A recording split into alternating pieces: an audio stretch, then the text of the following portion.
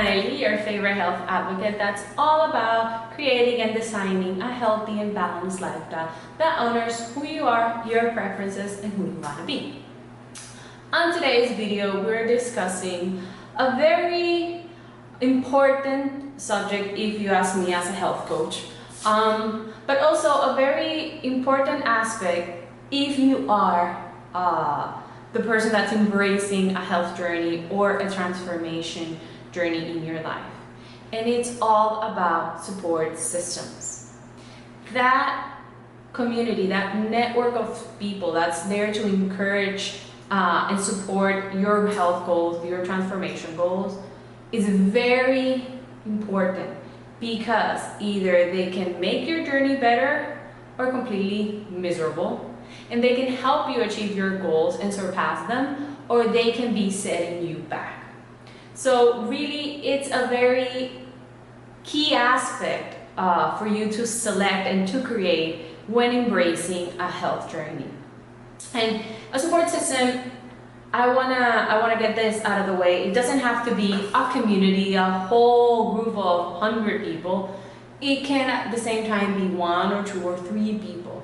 The size really doesn't matter. The most important part of having a support system is that they fulfill certain aspects and certain responsibilities when it comes to finding that tribe that's gonna help you thrive in your journey, okay? And I know that at times it may seem sort of voluntary, like whoever wants to join me or support me in this journey is welcome, but that is a misconception I wanna challenge, because you have full power and custody and the whole responsibility to create that tribe, to make sure all the aspects that need to be represented in a support group, in a support system, you have it. It's on you. It's not on them or who wants to be part of it. It's on you to find them and make them part of your journey. Okay, so in order to create a support system, you have to go beyond a group of cheerleaders or like-minded individuals. You have to find people that can go beyond a pep talk. Okay, so I'm going to share with you my formula for creating that effective and highly functional support system. Okay, you don't have to settle for less than this. Okay. The first aspect that you need to make sure is part or someone in your support system is responsible for this action, this item, is comfort and encouragement. And this is not just, hey, you can do it, come on, you got this. No, again, it's not just a pep talk. This goes, and this responsibility falls under the person that has to understand the why behind your journey. This person or this group of people that partake on this responsibility have to understand why you're committed to the goals that you're committed to. They have to understand what's the fire in the belly, what is moving you or helping you move forward. Because whenever you lose track, you feel discouraged, you need a pick-me-up, they don't have to tell you to pick you up or get going, no. They have to understand and remind you of the reason why you got into this. They have to be committed to bring that goal, that why to life. So it's not just a, hey, you can do it, don't give up. No, it's not that type of encouragement. It is the type of encouragement that helps you and reminds you why you got in it. Why is it convenient to go across the hurdles, past the gray areas, and commit to the struggle, you know? If you don't have that role in your support system, or you're creating a support system, make sure that that is checked. Now, on your end, it's your responsibility to share that why, to help them understand why you're committing to this transformation journey, okay? The second one, you have to find somebody who's willing to serve as guidance and assistance. And I don't mean like, hey, you should do this, if you have a diet goal, I should do this, don't eat that. give you tips and tricks. No, it's not about that. It's about someone who takes the responsibility to unconditionally join you in every single task of your journey, in every little action that supports your goal, unconditionally. If it's a diet and it doesn't apply to them, they're willing to eat what you're eating. They're willing to struggle with you. If it's an exercise and they're not a fan of exercise, but you need to do it, they're willing to be with you in a class or support you or serve as an accountability partner on doing the task. That's a great support system, and that's what you should be aiming for. Number 3, and this is tough for me to say, because at times this criteria or this item serves as an excuse or as a label for people to be disrespectful, or not disrespectful, but unkind to your journey. And it's because as hard, it's not always gonna be victories in a health journey. You're gonna stumble, you're gonna have your obstacles, you're gonna have your hurdles. And you need someone to call you out and give you kind reality checks or tough love. I don't like saying tough love because, again, they use it as a label. It can get misunderstood in translation. See, this person's objective, or this person's responsibility, I should say, it's more about having an honest perspective, an objective perspective in the matter. But when they're calling you out, they have to be kind. They can call you out on your truth and not be abusive or rude or unkind or unloving. Tough love is not that. Tough love is knowing that you can do better and help keeping you accountable to that standard. So be careful who you choose to carry this responsibility, to take part in this criteria, this objective in the support system, in the community. Because it can be very detrimental if you give it to someone who doesn't understand what it really means. You have to call them out, that they have to call you out when you're not doing the best that you can do. That's not an excuse to be unkind or judgmental or bring you down. They need to be kind in that observation or that advice that they're bringing to the table. Okay, so be very, very selective on this criteria. Not everybody can be and can do that effectively. So be careful who you choose and be wise to choose someone who loves you and has your best interest at heart. That's the most important part. Okay. And on to the 4th and last criteria that I advise you to find and to make sure that you have someone on charge of that responsibility in that support system. And it is about empowerment and trust. You need someone in that support system that believes in you at times more than you believe in yourself. You need someone who's betting on you 200% regardless of the situation, of the circumstances. Or if you fail, if you say, I'm going to commit to this in a month, and they say, yes, you can, and it takes you 2 months, they're not going to change that opinion of you that you could do it. You need that magic mirror, that person who, when it looks at you, knows and sees only your potential to succeed. And anything less than that doesn't exist to them.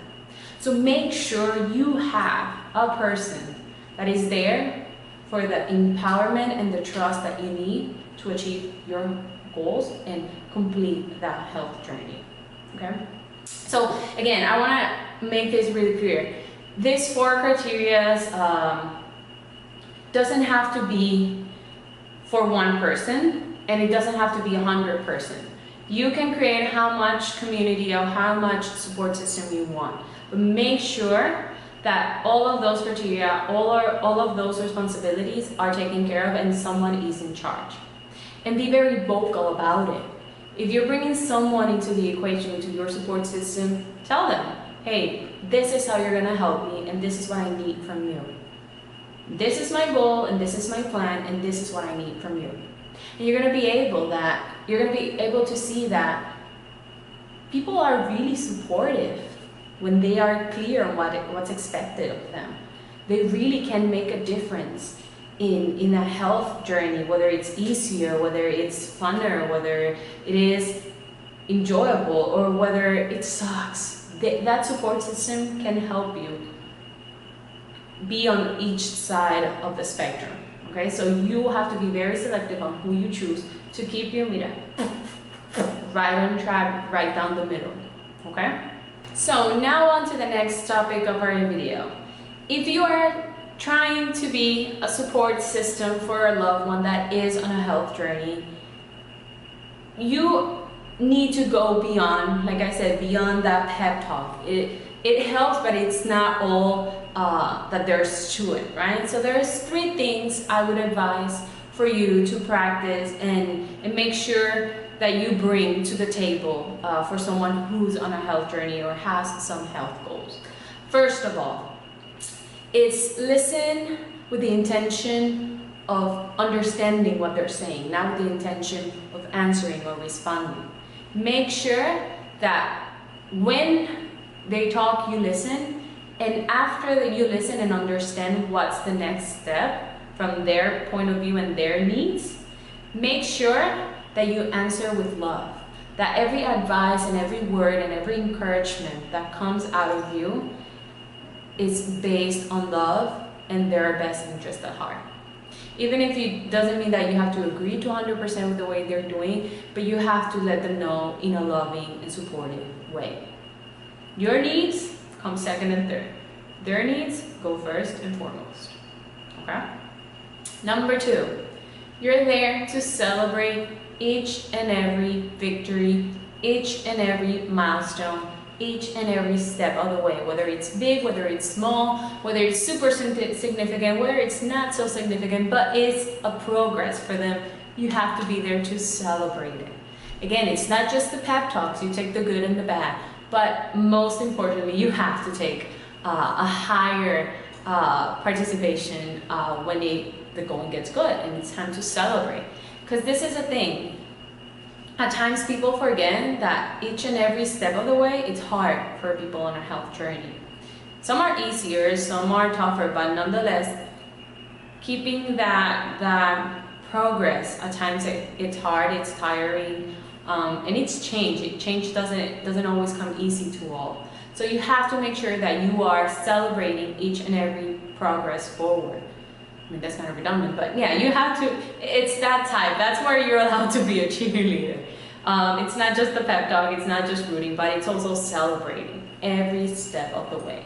Making sure that encouraging them on keep moving forward, because every step counts, because every step is a victory, regardless if it's big or if it's small, okay? And number 3 is to jump on board every chance you get, every opportunity that you're able to mimic and honor their commitment by doing it yourself. That has no comparison. That is priceless to them. If you find somebody who's willing to commit with you in the journey, that's amazing. That means so much, that they trust that you're doing the right thing for yourself, that they're willing to do it for themselves. That's how they see it. That's how they can interpret that small action of solidarity. You know, it's really important that they can find somebody who's willing to jump on board with them. So if you're helping somebody go across their health journey and progress in their way to transform to their best version yet, those are my 3 tips. Always come from a place of love and their best interest at heart. At times when we need to support others, our interests, our needs fall back, and that's okay. Because in order for them to commit fully to their goals, we have to show them that we can commit too. And if we are not on the journey and we're able to commit, so can they. And it gives them, you know, sort of a receipt. You know, I gave this into your journey, what are you giving me out? So it kind of puts some sort of healthy pressure on the situation. that if someone can, you know, trust that I can commit to it and bet on me, why can I not bet on myself? It's like sort of reassurance. So I think that's it. We've covered how to build a successful and effective support system and how to be an effective and support system. I mean, you can, the one that's trying to be the support system can kind of take both parts and create a formula for themselves.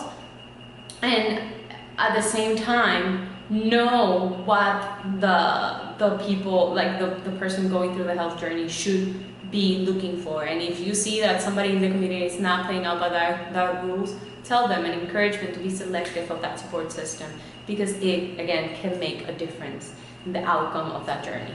So I hope this magic formula that I created for myself works for you. If you have any comments on how to improve it, or if you stumble upon some concerns about what I just said, make sure to share them in the comments, and I'll be more than happy to create the conversation and help us figure out a way to get to, you know, a successful message at the end of the day, okay? So I hope this was of value to you and this information was insightful and help you build a better, sustainable, and ultimately set up for success, you know, for your health journey. So that's it. I'll see you on my next video. Until then, stay happy, stay healthy, stay balanced. Bye.